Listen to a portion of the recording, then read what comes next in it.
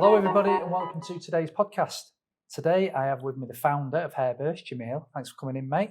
No worries. We're going to talk about your Hairburst journey. We're going to talk about how you grew a global brand, wholesaling across the world in Holland and Barrett and Sephora and all these kind of places. We're going to talk about your mindset along that way.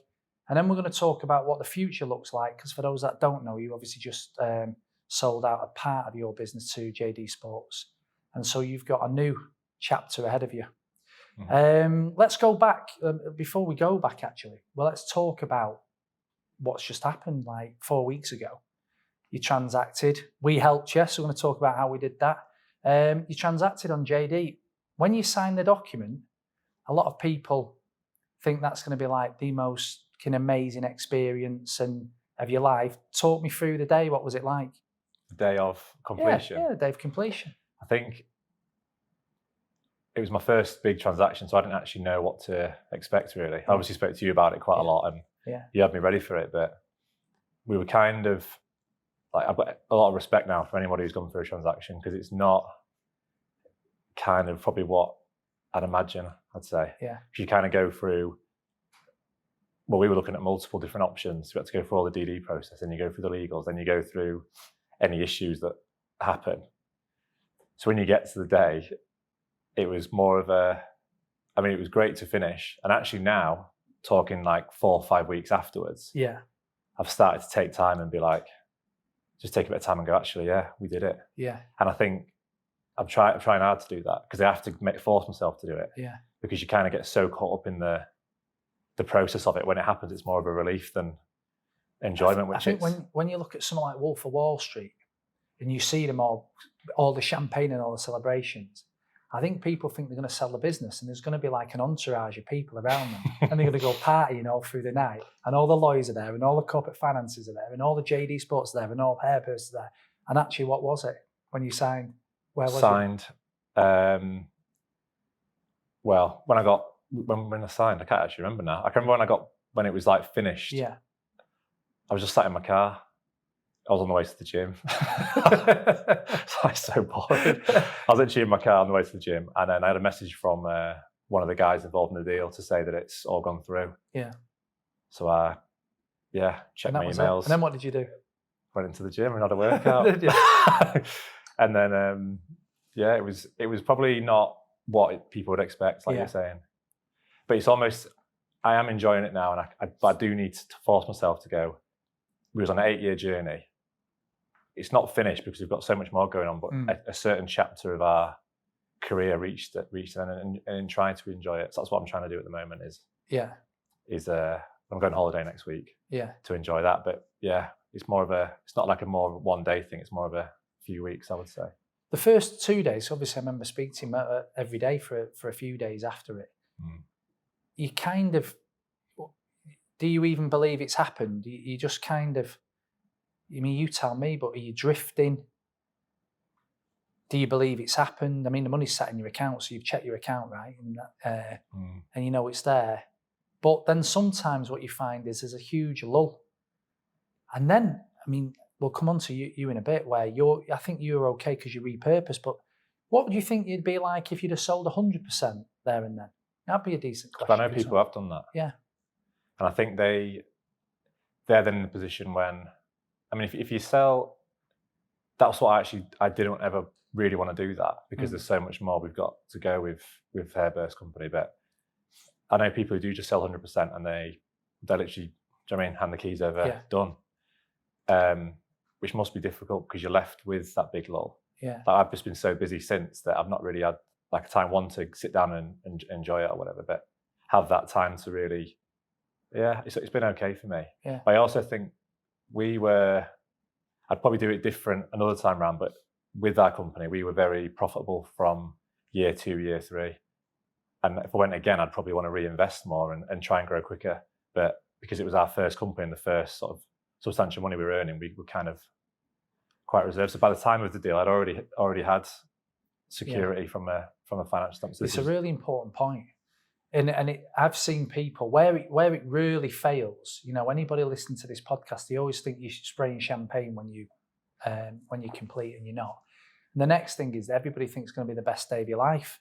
And the reality of it is the sooner it happens, the more difficult it is to adjust to a new life, because you might have no purpose and you've just been very purposed. And you might have a load of cash, but having a load of cash and no purpose is not a great ingredient for anything. I think what you just said there is quite important, is that throughout your journey, you can't always be as heavily profitable as probably what you were. But what it did allow was for you to grow into your wealth. Yeah. And when I'm speaking to whether or not whether it's sports people who get wealthy very, very quickly, or musicians or entrepreneurs, one of the things that I bang on about all the time is, or when people aren't making it as quickly as what they want, is actually, it's not a fucking bad thing, this, because if you can grow into your wealth when that transaction happens, your head doesn't wobble or your head doesn't fall off.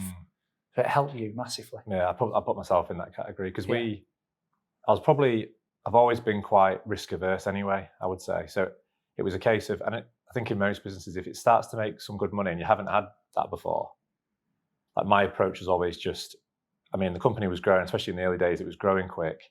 We were making money, but it wasn't a case of, if we made a few $100,000 in a year, it was never a case of, let's go and buy this and buy that. It was like, let's shove it in an index fund and make 7% a year and cement that. Yeah. Because for me, it was, when I started the company, my goal was to make, if I could make 40 grand a year doing my own business, as like a lifestyle option, that was my goal. So I actually achieved that well within the first year.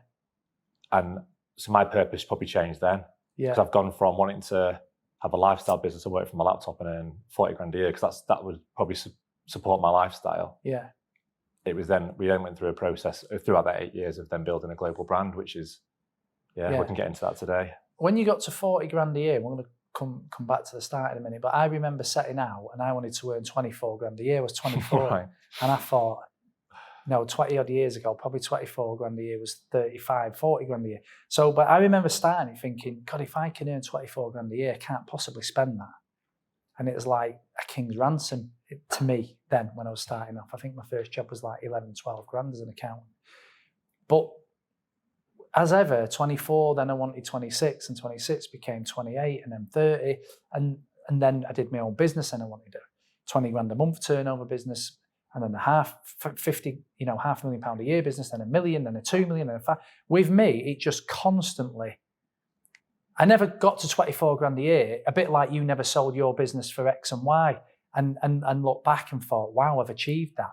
I just looked at it and thought, well, if I can achieve 24 like that, I must be able to get 27. If I get 27, get to 500 grand, and get to 500 grand, I can do £1 million business, and so on and so forth. Is that how you found yourself?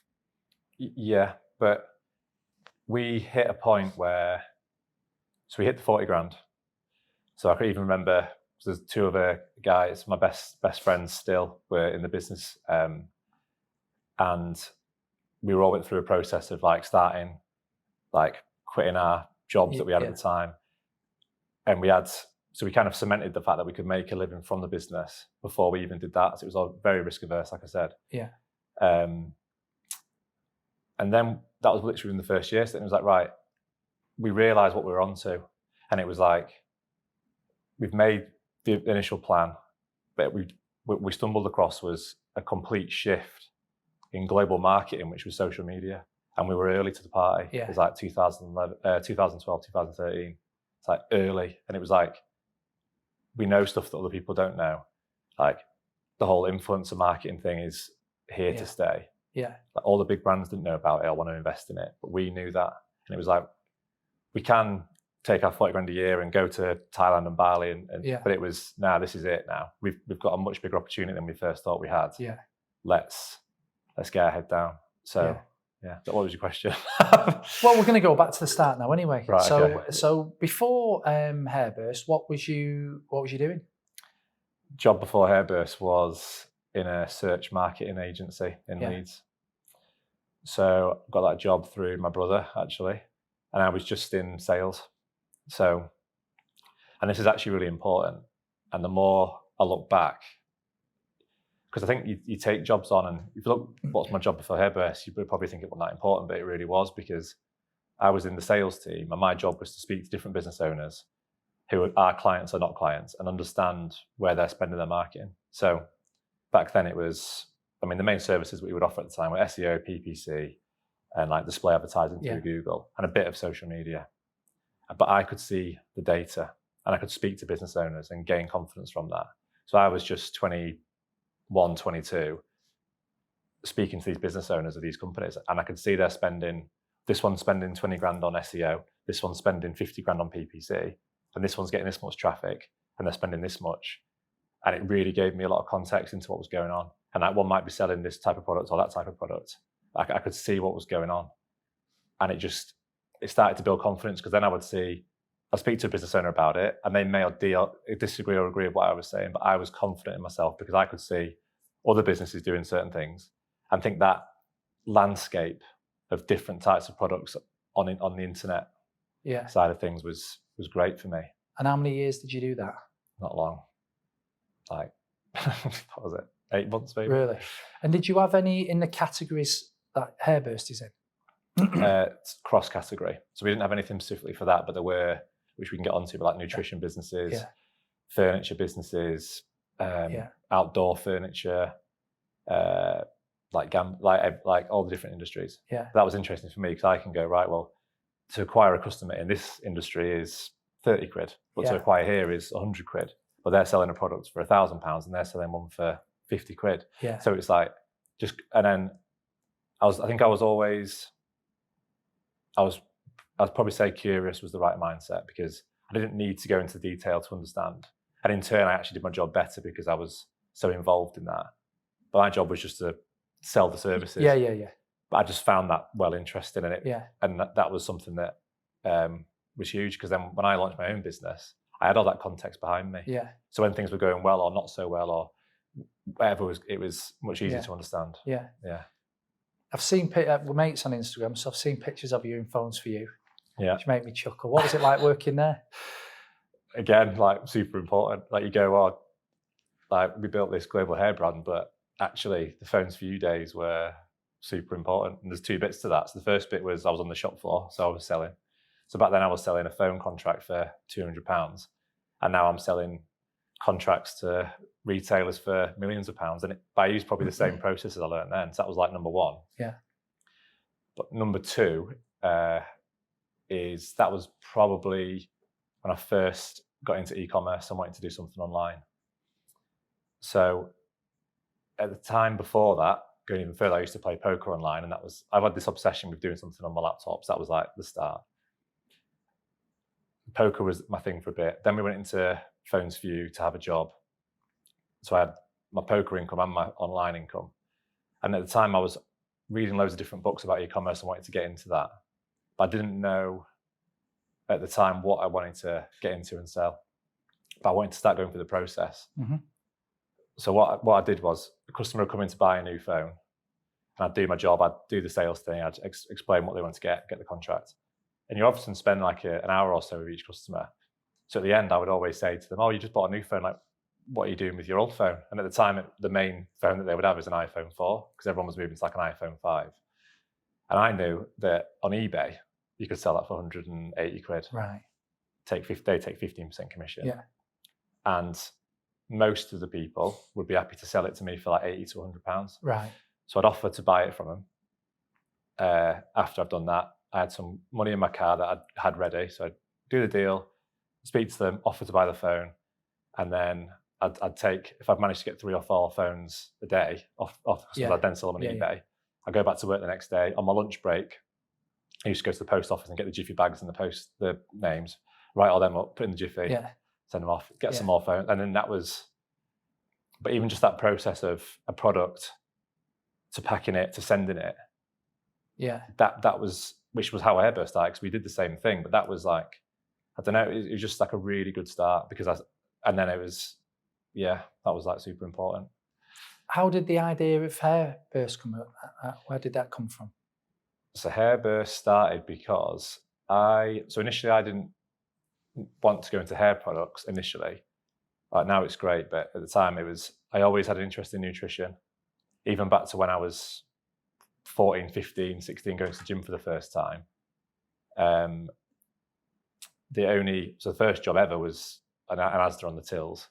And any paycheck I got went towards buying whey protein, because I was in the gym, I was just being a young lad in the gym, normal. So like the big brands then were like My Protein and bulk powders, and they still are today. Yeah. So I always felt like that's something I'd like to get into. But then you fast forward to 2012, like these are global brands, and we had no money to start. We only had our start budget between me and our founding partners was $4,000. So it's like, how do you compete with those big companies now? Yeah. So we had to find something that was involved in nutrition. Our first Hairburst product was all about nutrition, and it still is. But I understood the category. I did some sports science at uni, so I understood the nutrition side. But we wanted to pick something niche and an area of a market which was small enough that we could attempt to penetrate it, and that was where the idea of getting into the hair category. But so it was you and two mates, was it? You and two mates, and you are you literally looking? You're going to do something. Are you literally looking for a product? Like, how is that what you're doing? Yeah, we had loads of ideas. Yeah, the Hairburst was the one that flew. We had some of the bad ones. Yeah. But we were conscious that we wanted to find something that was easy to market visually. Yeah. Because we knew that. Did you understand the market that you went into or not? Yeah, we did, because we knew all the different competition from like in the UK, Europe, and America. Yeah. We understood what was being offered. We understood from like a branding standpoint what was happening, and we noticed that a lot of the brands in that category were towards an older market.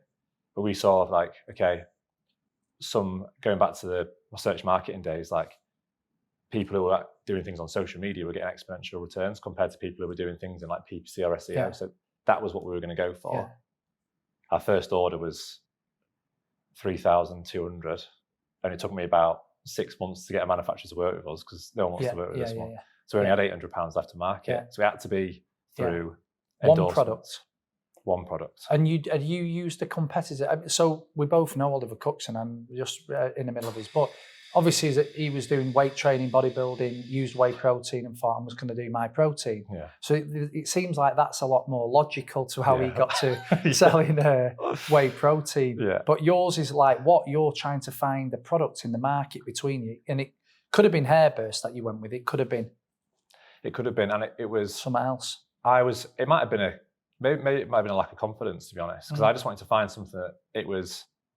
I mean, so going back to before us, there was companies like Gymshark, and they were like, they've always been a company where I'm like, from an influencer marketing standpoint and other things, they were nailing it. Yeah. And they were kind of like similar age to us. They were doing it through Instagram. They were using influencers.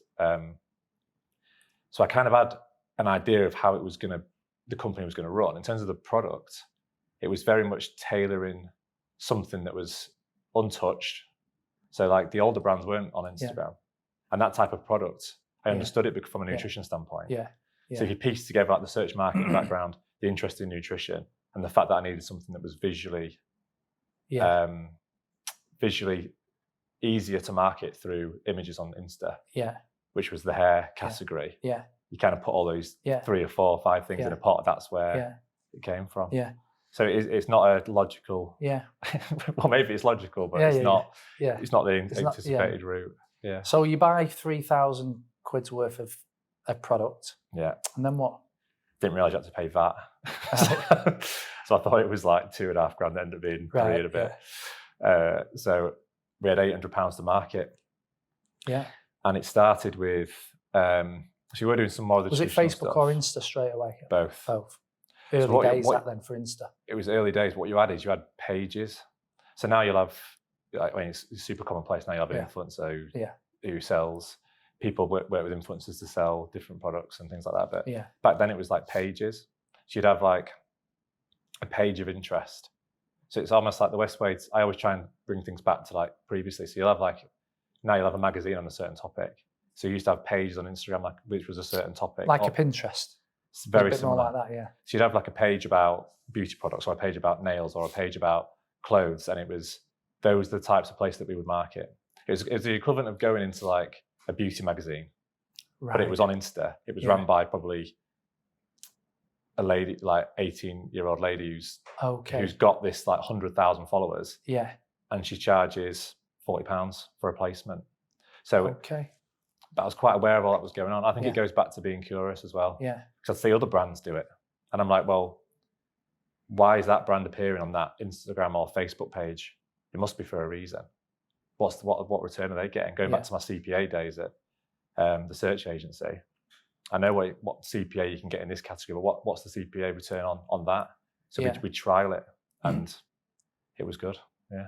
And then, so you started selling on there. Did you sell straight away? Was there any nervy parts at the start where you thought this isn't going to work, or did you just start getting customers straight away?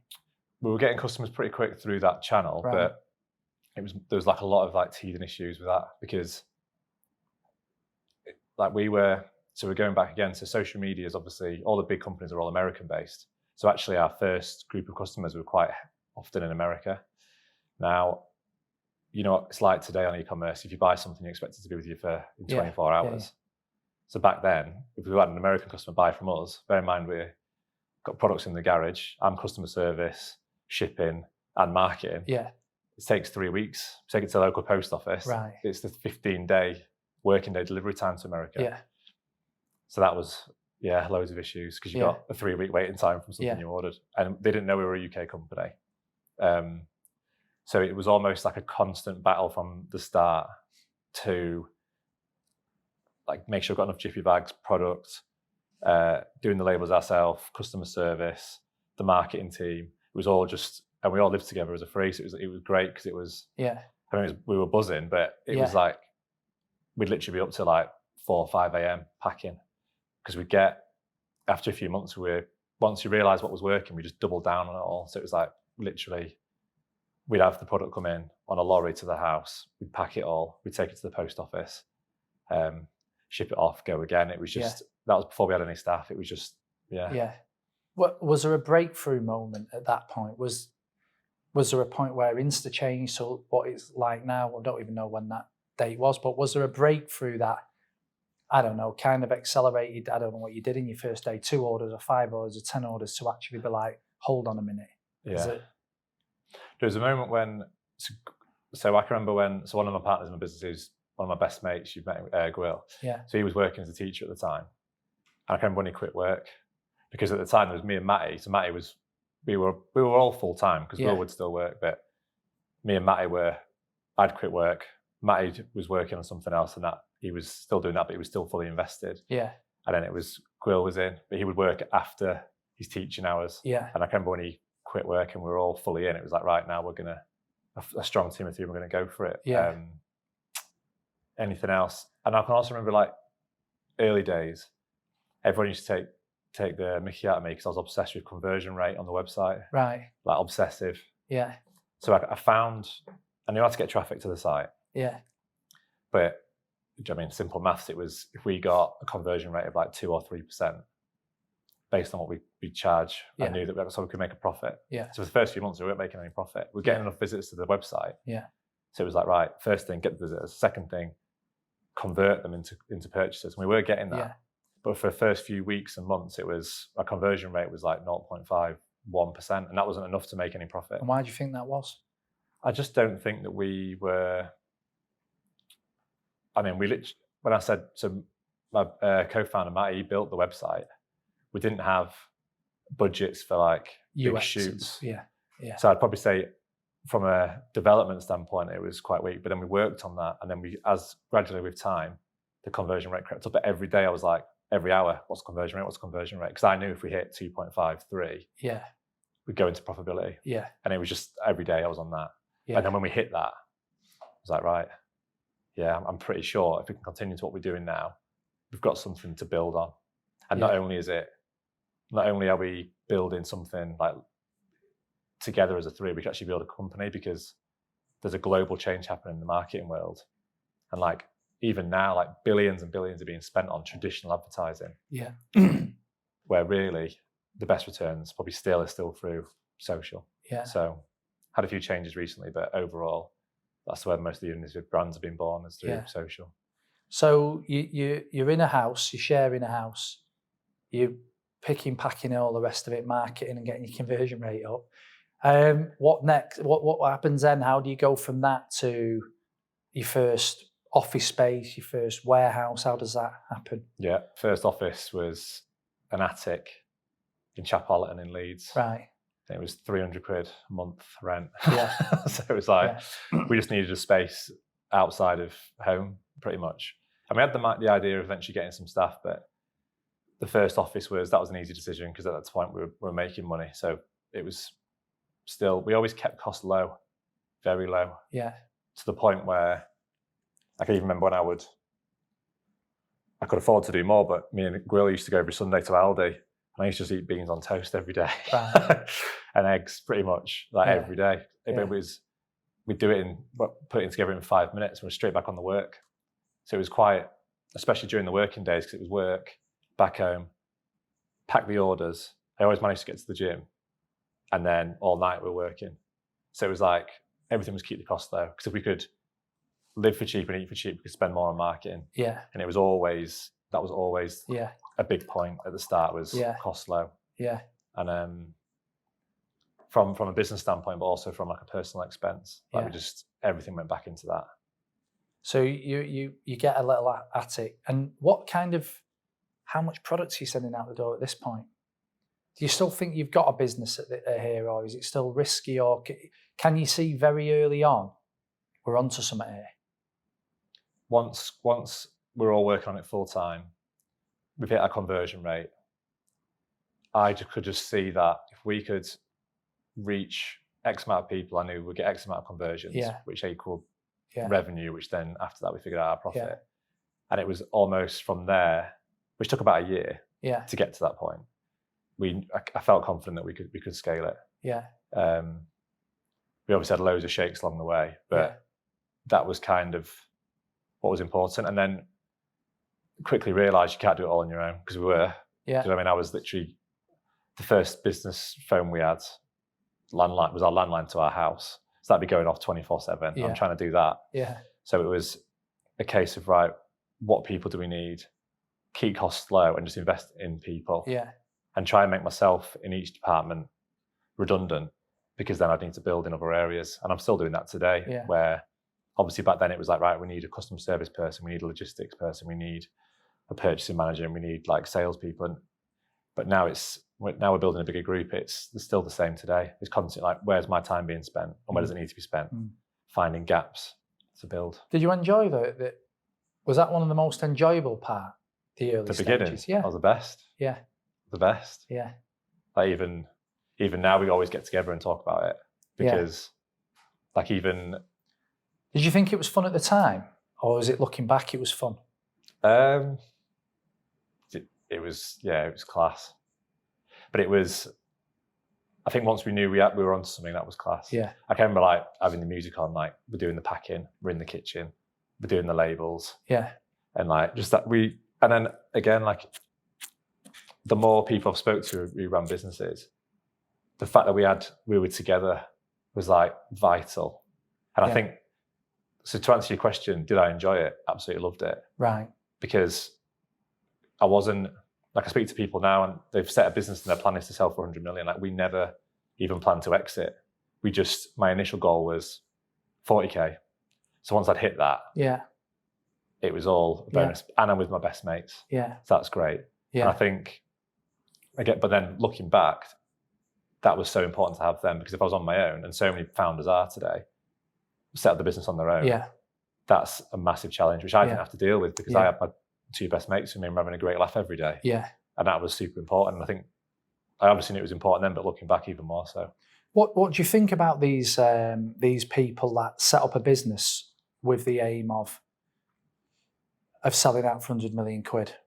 And obviously, you know, you've got a big job at JD Sports now, but just pretend if you was going again, how would you do it? Would you just invest heavily in infrastructure and get investment, or would you do it like you did it, where you buy some, sell some? I was with a client that wanted to come on yesterday, and I've known him for a while, not in a consumer brand space, and he was so positive about his business, but everything was about investment.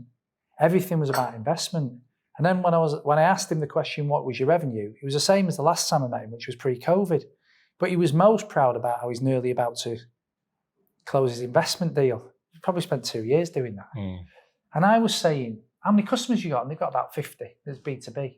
And I said, what's your referral scheme? I haven't got one. I haven't got time for that. Yeah. I'm going, you've got, the most important thing you can do right now is get more customers. But he thinks the most important thing is to get more investment.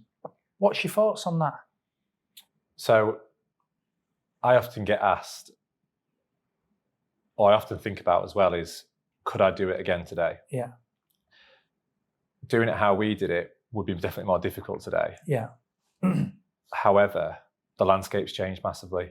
So in 2013, I couldn't take the concept of Hairburst to an investor and raise money because there wasn't, even though there were success stories like My Protein, many others in consumer, it's now changed to where there's been so many that if you take a good concept to somebody or a fund, I've got no doubt you can raise, if you can present it well and position a deck properly and professionalize the process. There's so much money out there. I know a business that's done I think it's 250 revenue so far over like a year's period. Yeah. Probably lost 50, 60K. Yeah. But just raised like 1.5 million for growth. Yeah. And you're definitely in a better position with the money because when it comes but to do you learn as much? I mean, you put yourself in a bit of a spot because you've got someone to answer to then. I wouldn't enjoy that. But if I did it again and I hadn't already done Hairburst, I'd try and probably raise money. Yeah. Now I've done Hairburst, I've got the JD thing on. But in the future, if I was to launch something from fresh, I would. Well, you put your own money now, but I put my own money in. Yeah. But I'd consider it. But again, I don't. To go back to the initial question on the 0 to 100 thing, I just think it's quite.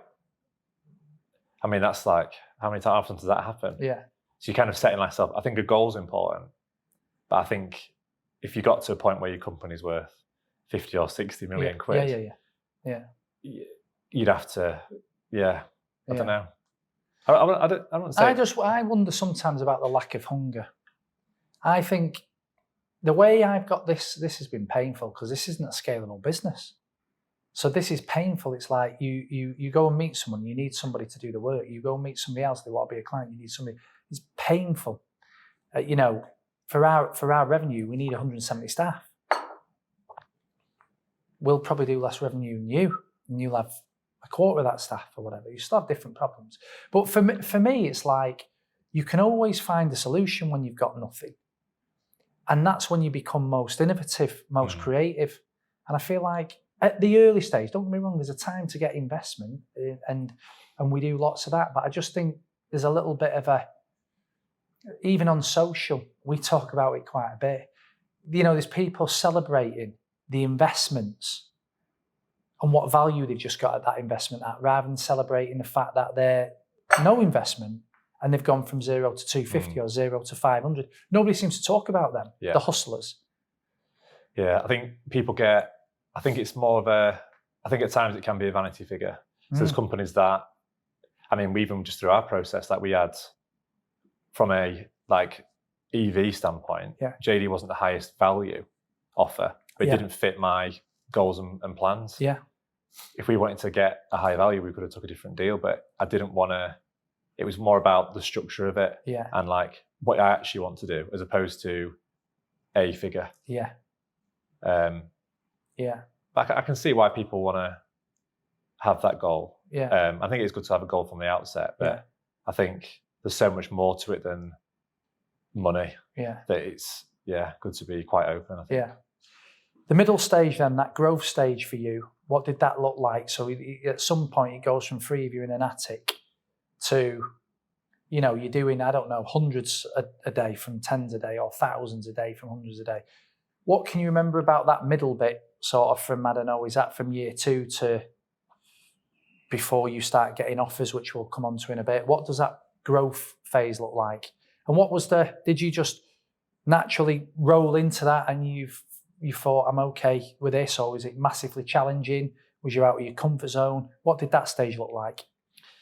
I think, I'm thinking about it now, it's 8 years, right? From the start, and it's that middle bit is probably the most important bit because it's where the scale came in, but it's quite hard to pinpoint certain bits through it. I think I felt like, and how I approached it was, I was almost just constantly firefighting, pretty much. Yeah. And it seemed to be that I'd go in every day and there's like 10 different problems. Like, which one problem am I going to address first? Yeah. And how am I going to build a team around to grow this? Because Yeah. we saw the opportunity, it was growing. I could see the numbers coming in, but it was, I can remember it was pretty tough. And we had some tough periods then. And it wasn't always plain sailing for sure. Yeah. And then in that middle period, so one of our co-founders, Matty, so he got diagnosed. I don't think he'll mind me talking about it. Probably check with him after, but he got diagnosed with Hodgkin's lymphoma. We're living together at the time, so we had to. If that was like in the middle bit, so for like 3 years of that period, he was in and out of hospital, and that was almost like another challenge because you've got your business challenges, which we faced for sure. We had to go, because that was the whole phase of going from your lifestyle startup business to an actual beauty brand that people recognize globally now. Plus, there's like personal life stuff going on with one of my best mate and co-founder. Yeah. So, and I mean, he's great now. He's the best he's ever looked, and he's perfectly healthy, and it's great. But he had 3 relapses basically, and that was like a tough period. And in the end, we agreed a deal together where he was unable to continue to work. He felt bad because he couldn't work. We felt bad because he couldn't work. Yeah. What was the best solution? So we did a deal on shares. So that was all worked out great, but that was tough because you have to do, that's like an external problem to the actual day-to-day running of the business. Yeah. So that was a big part and a big part of the journey. How did you get into Holland and Barrett? How did you get into Superdrug? Tell us where you stopped and how did that Sephora, how did all that happen? So that was, right, okay, yeah, to answer, I should have said this earlier. So when it's a moment where it's like, this is real, that was real. Because we got, through networking basically, we managed to sit down with the Holland and Barrett buyers. Yeah, networking where? So for the people listening now, we've got a product. I'm guessing you're going to say in a minute, being in those stores massively boosts your traffic to your site. But how did you go about doing it? So I knew another brand owner who was in the stores. Yeah. And I just was asking about it, managed to get us a meeting with the buyer. Actually, subsequently after that, we've had a lot of them approach us, to be honest, because the marketing first approach worked for us as well. So like now retailers like recognize us. But the first one was Holland and Barrett. I remember going in for that meeting and dead nervous, prepared loads of like data for that meeting. Yeah. Laid out how our search ranking compares to loads of other brands in the category and like really laid it out.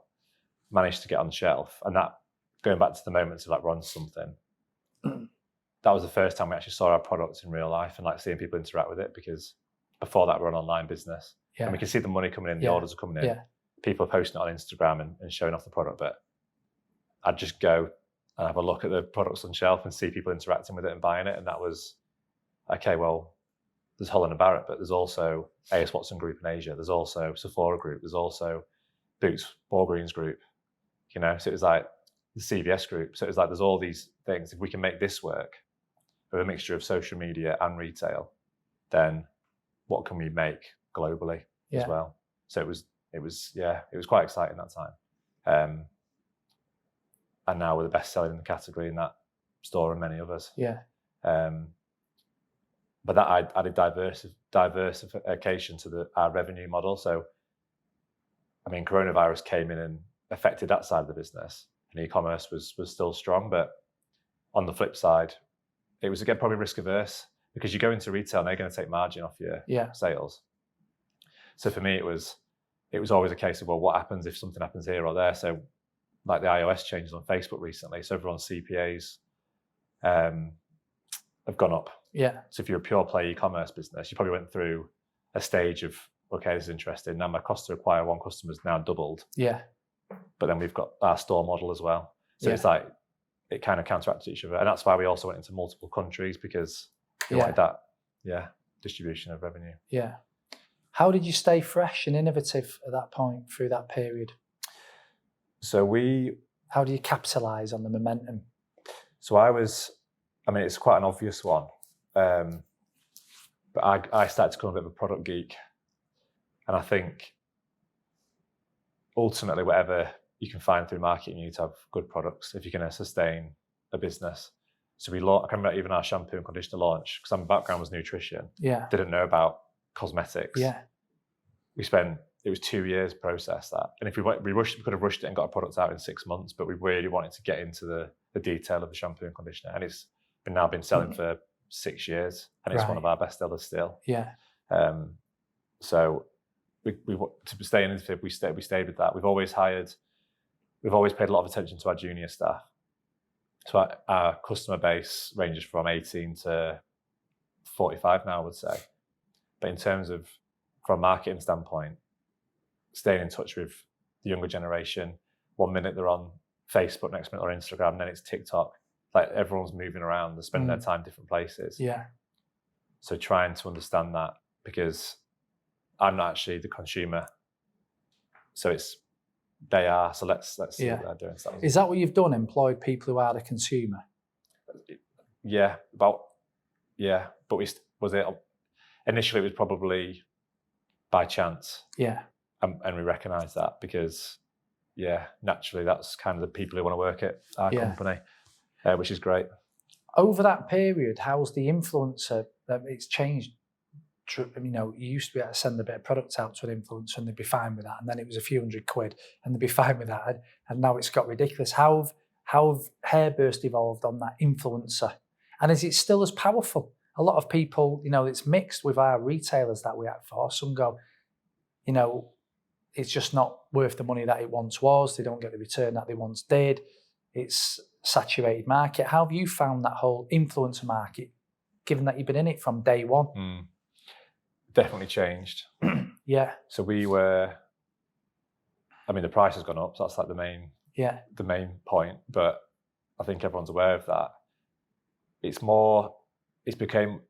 from an influencer standpoint as well, everyone's sort of like created their own market. So it became more of a considered approach over time, from a brand side and an influencer side. So you can't be an influencer who sort of like is known for every single area. So now you'll have pockets of influencers, like some are into fashion, some are into beauty, some are into fitness, some are into like household items, and it's like everything's sort of fragmented. So working with the right influencers to represent our brand was like absolutely key, and that still is key. And how do you get them? How did you get them?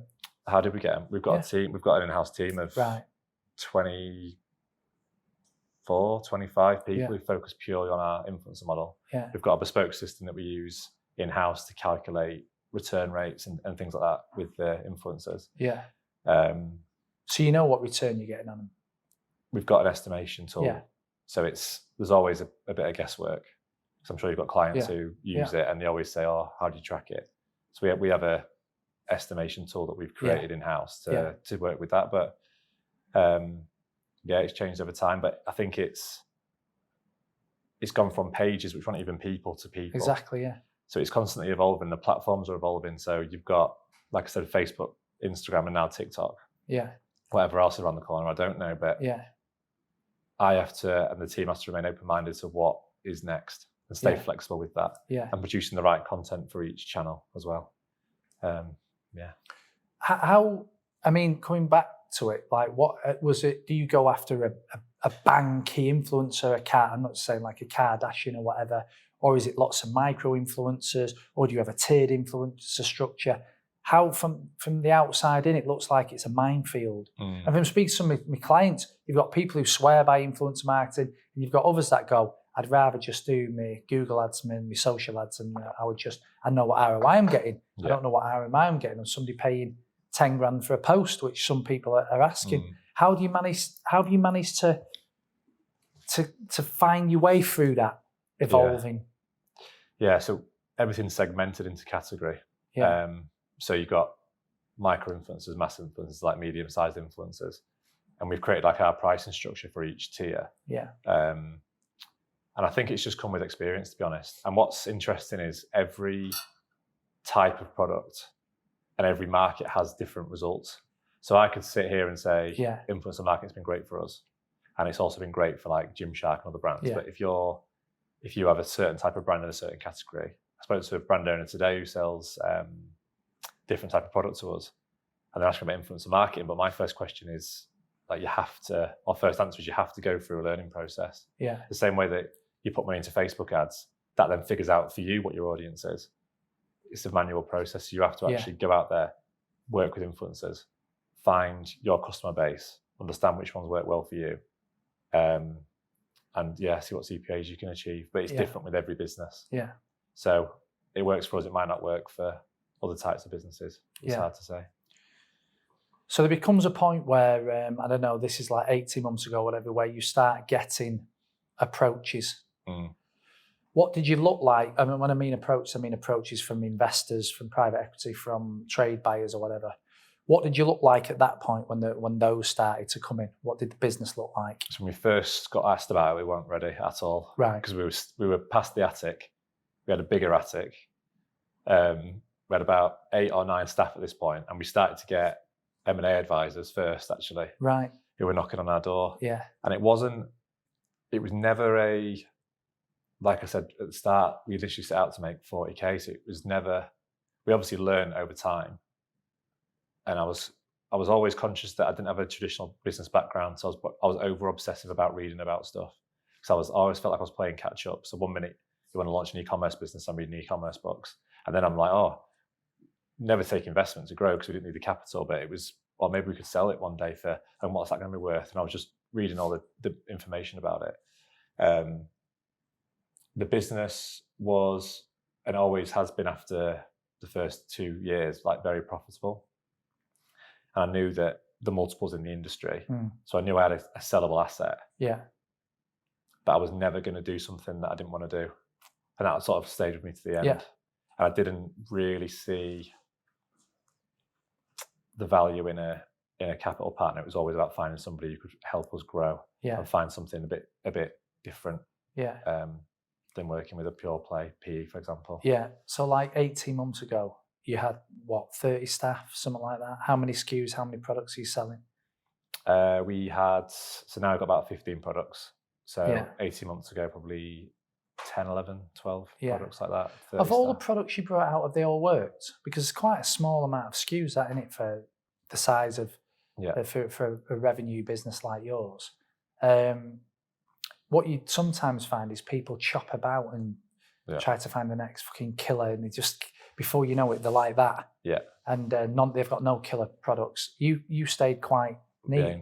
Did they all work then, or did you have some failures in there? We did have some failures, but that was kind of, again, it went back to my original vision. We didn't want to build out a mass market brand. Yeah. And I don't know if that was just down to lack of confidence. It was about, we had a sector of the market which we started to conquer. It was like we wanted to double down on that. We didn't want to build out a mass brand. We wanted to keep its identity. Yeah. So that was the reason for the SKUs, but we did have failures come out. Yeah.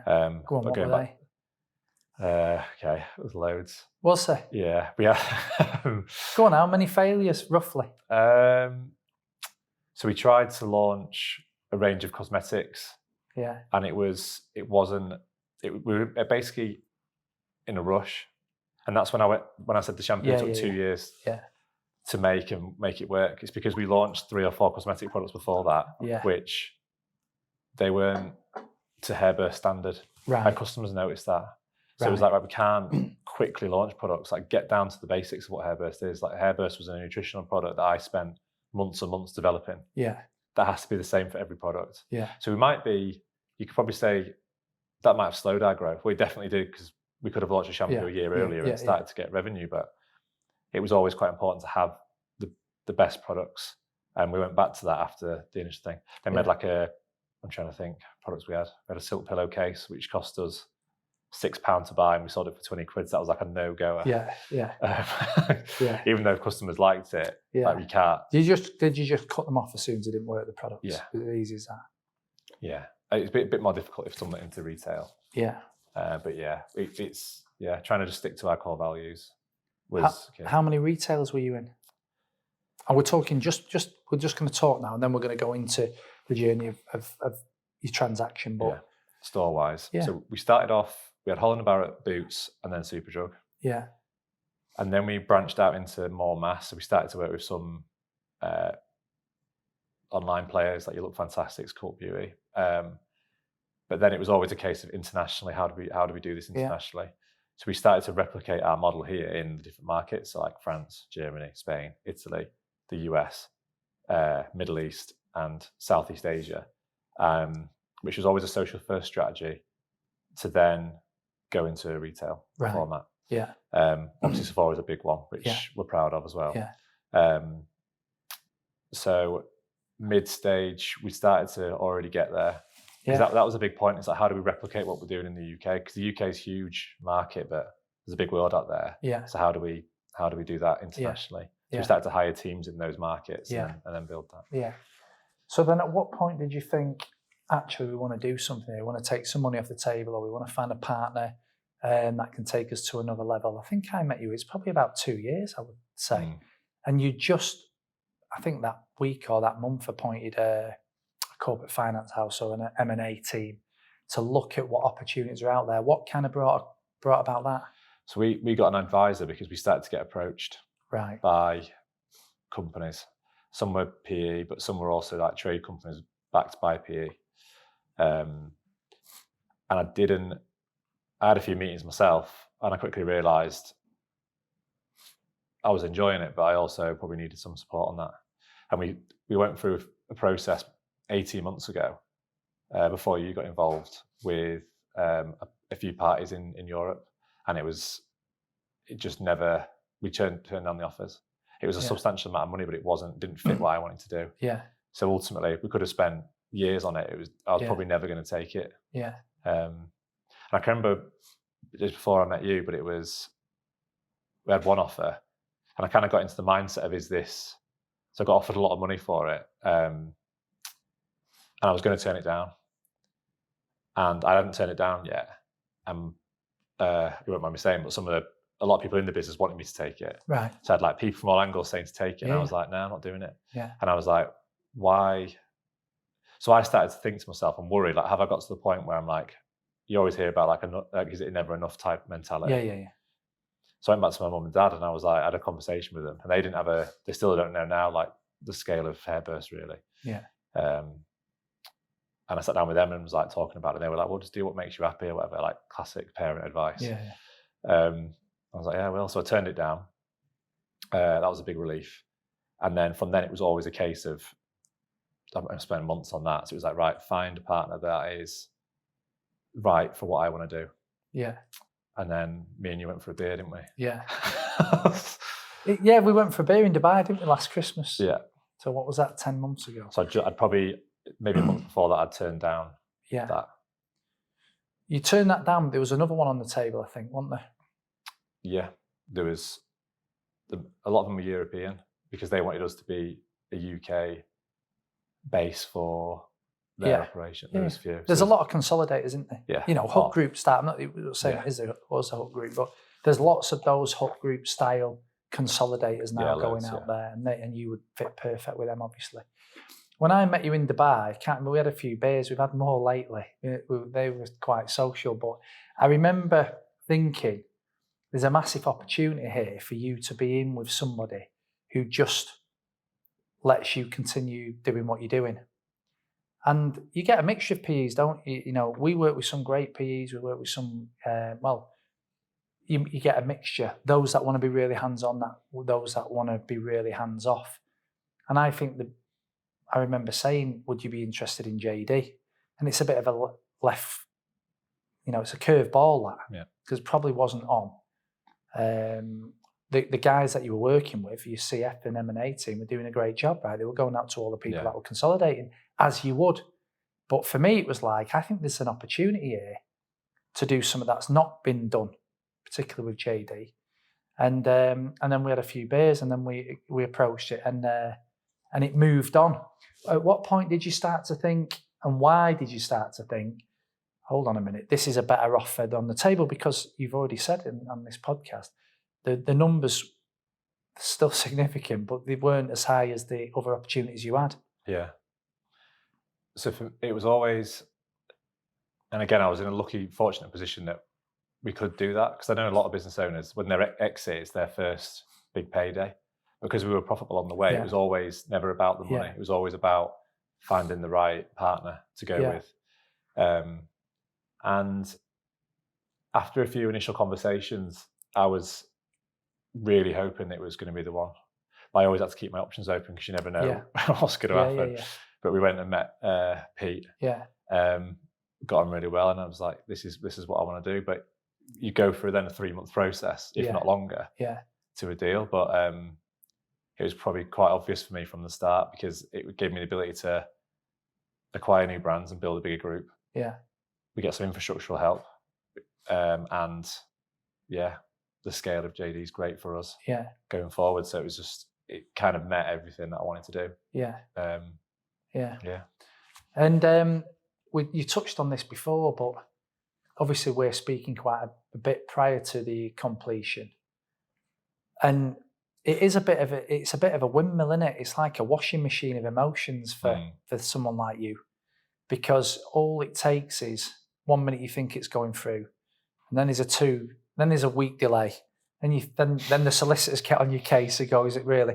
And it's even harder. I think it was even harder for you, because in the background you also had others going on. You had others.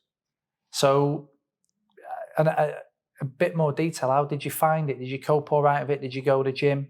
Mindset was all right? You stressed to fuck? Didn't go gym. No, stressed. Really?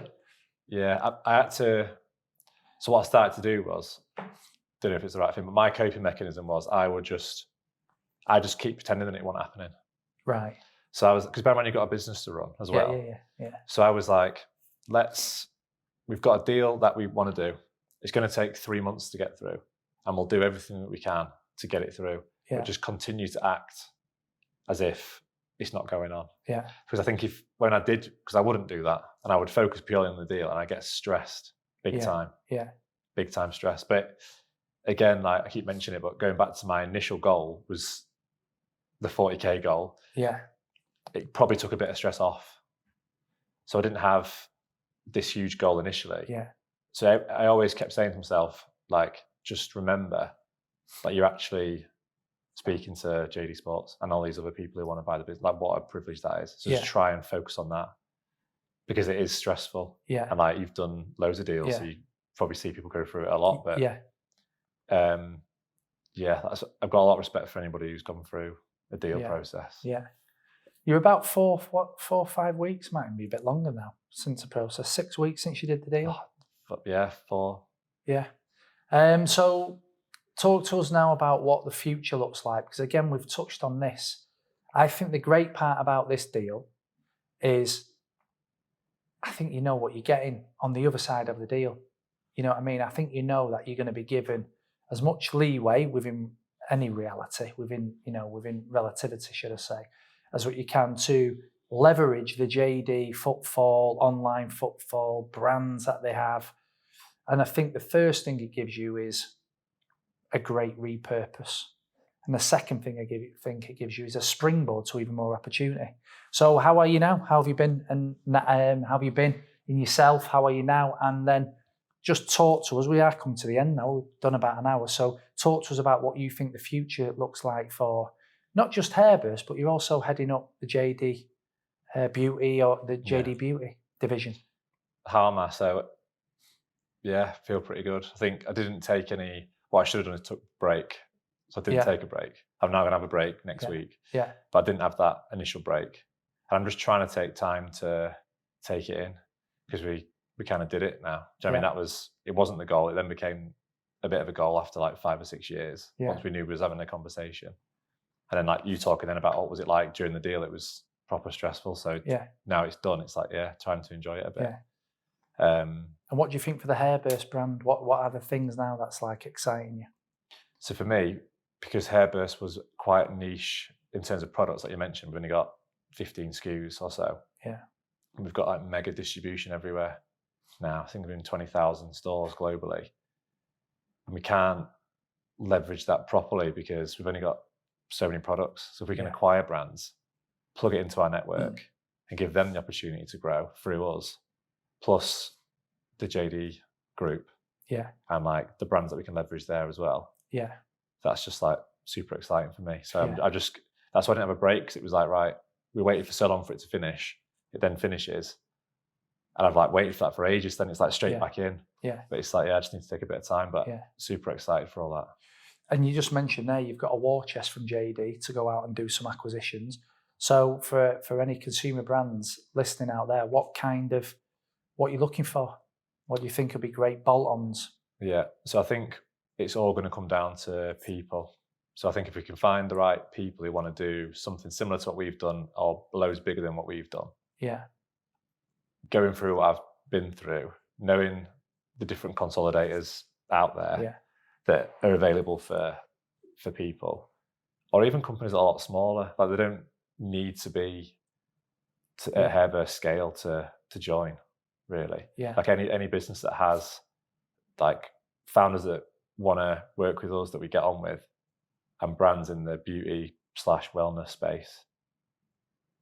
Yeah, I know we've got a great offering, because I don't think there's anybody else who can offer what we can between us and JD. Yeah. I'm already speaking to a few, which is super exciting and new for me, because we've on the other side of the table now. But excited for all that. Yeah. Good. Well, thanks for coming on. Appreciate it. Well done on your deal. Thanks for letting us in on the deal. Yeah, great. And I look forward to seeing how it goes, actually, because it's quite exciting.